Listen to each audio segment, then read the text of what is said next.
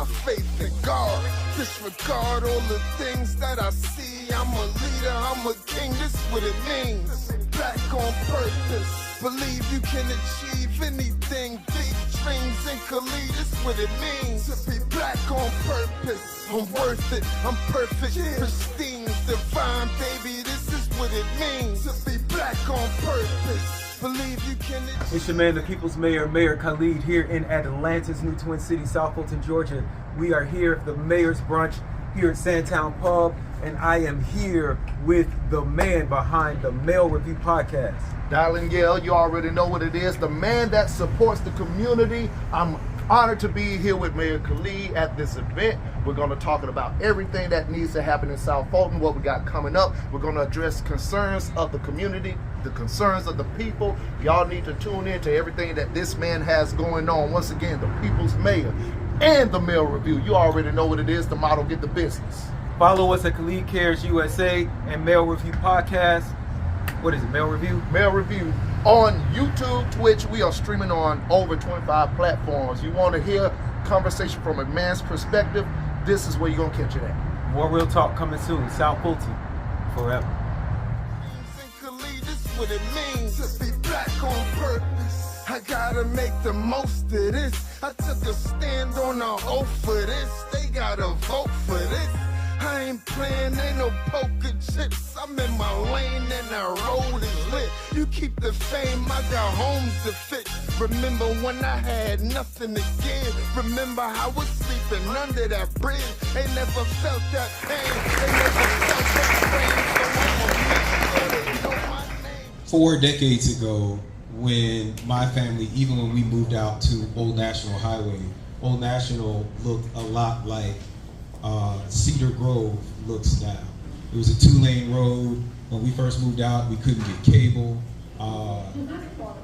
There was, if people remember, after the Kroger at Gabi became a 2-lane road, then after that A&P at Flat Shoals, it just became very rural.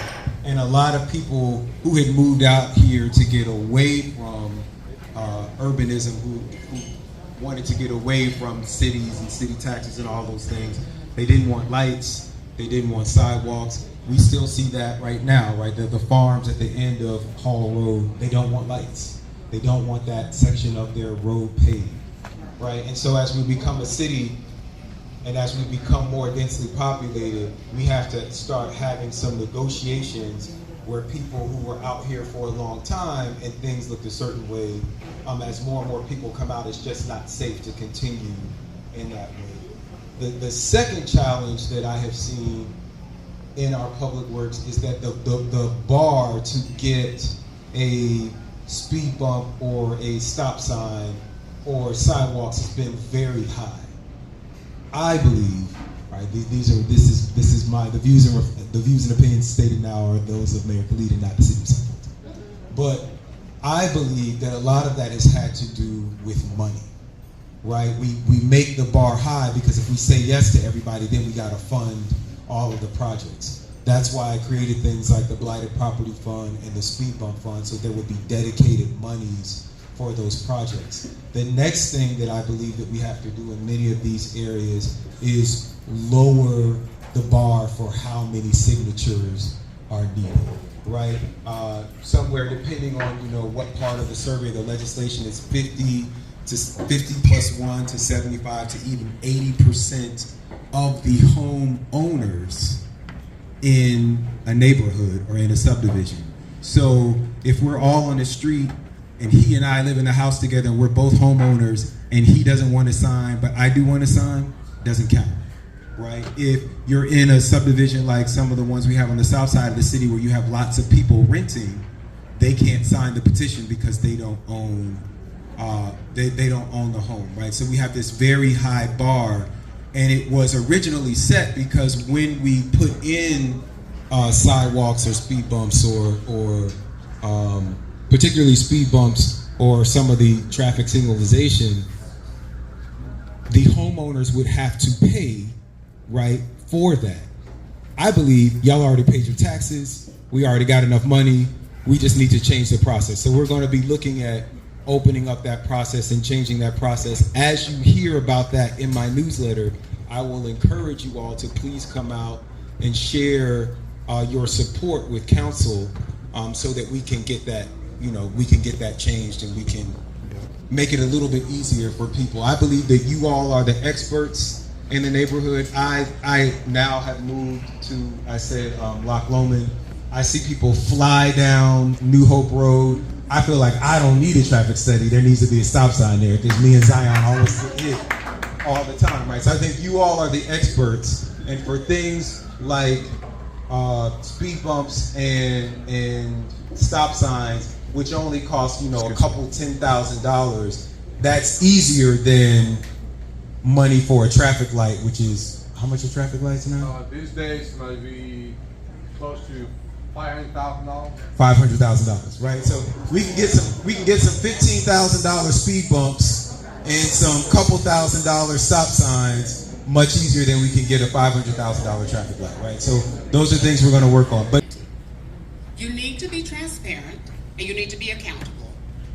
Are there 1, 2, or 3 invoices? How many invoices? What are the date of those invoices? And let's make it crystal clear.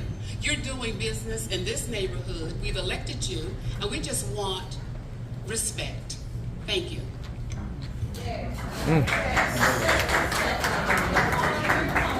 So now we're gonna get into it. We're talking. If you were charged that fee and you still have your trash can, that fee should be refunded to you.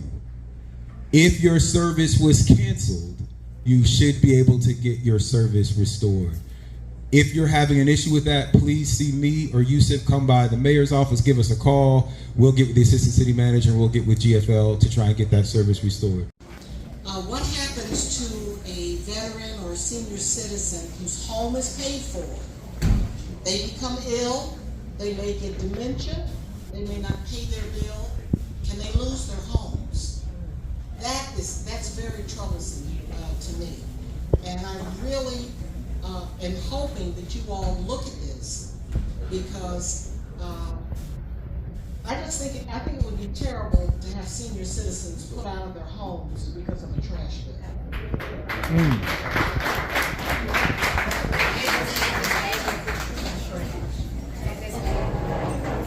I agree with you 100%. We are working to have Mr. Ferdinand come and talk to council, and we'll have a work session where he will explain whether or not that's possible. I won't sign a bill that would take your home. So, I won't do that. But that's my commitment. But we will have more conversations about it. I will say that seniors who have backdoor service can still have backdoor service. If you need backdoor service at your house, basically we have a long driveway or a big hill and you need someone to come pick up your service, you will be able to call the sanitation provider or our number and schedule your backdoor pickup. But we have the People's Commissioner here, my queen. Some of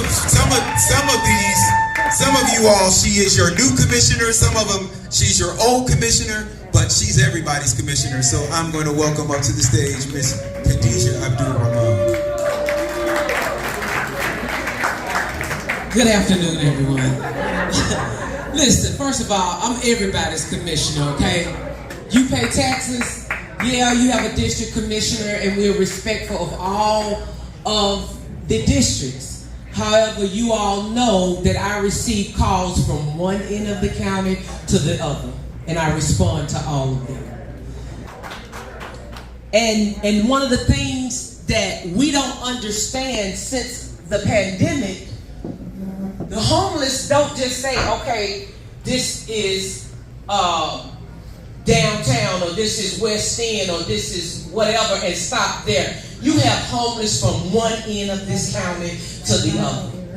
And what has happened, because this area traditionally, like the mayor said, was more of a rural, was more of a farm, was more of an area that I would say was a gym, really. A lot of people didn't know about this side of town, okay?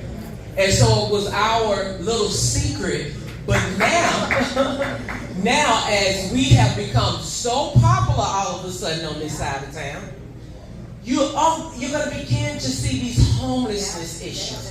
You're going to begin to see these pad split issues. You're going to begin to see individuals that, okay, they got to go somewhere. I put them in my basement. I put them in that extra room, but they still need the services. So we cannot turn a blind eye to it. What we have to do is make sure that our nonprofits who are doing the work have the funding that they need. Call all your branches and hold us accountable. Stop voting us in, walking away, and come and vote us right back in. I'm sorry. I have to take, when I have an audience like this, I have to be honest with you. Hold us accountable for that entire term, please. But the long and short of it is we need to advocate at the state level and get some laws changed so these hospitals can come in. Because remember, illness is big business. It's big business. So when you have certain areas, we don't have Medicaid expansion at the state. But when you have certain areas at town, their hospital's not closing, but they don't rely on Medicaid and they don't rely on benefits. But when you go to other sides of town and their hospitals are closing because they're relying on Medicaid and benefits, then they have to tell you, is this truly about lives or is this about money? So and you can clap for that, because guess what? I'm going to probably get in trouble for saying that. But as you all know, I might bite a piece of chicken, but I'm not going to bite my tongue.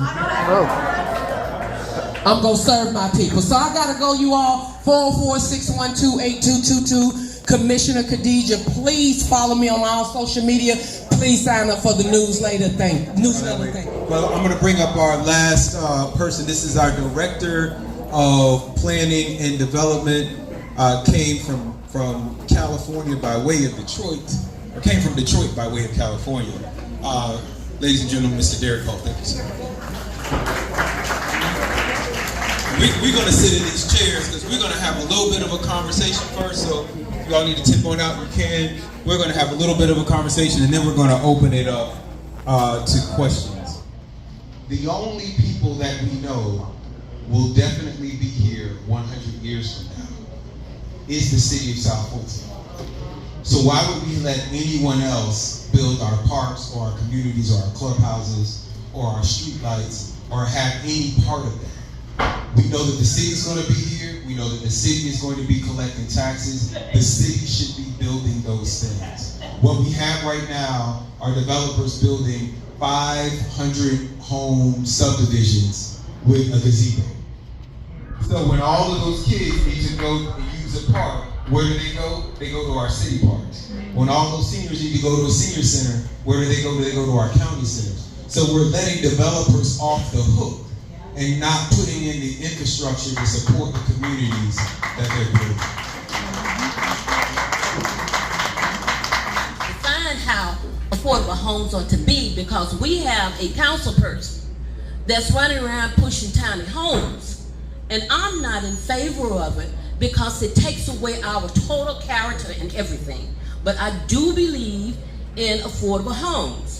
And I feel that we should define what our affordable homes are, and we should amend our planning and zoning to be able to put those kind of things in. And we've been begging for that. I'm one of the people that have been pushing for that and pushing it. Council is not listening.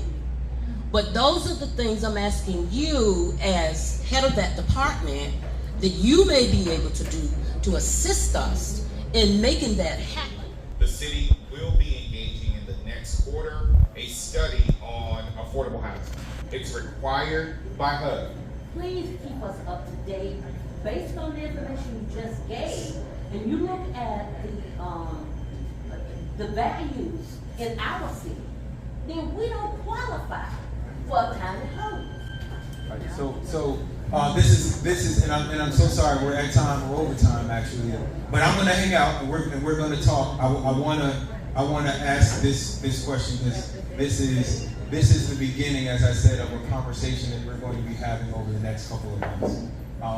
One of the reasons that I talk about so much, right, our city being the blackest city in America, is because many of the challenges that we face are challenges that are common to majority African American cities around the country, right? We've got to talk about the institutional lack of access to capital, not only for homeowners, but also for entrepreneurs, the disparities in the net wealth between African American families and white families, and how that affects this housing policy. Stay for the game, get a drink, tip your bartenders, they're working hard. It only change if I change in me. I need change, big change is the change I see.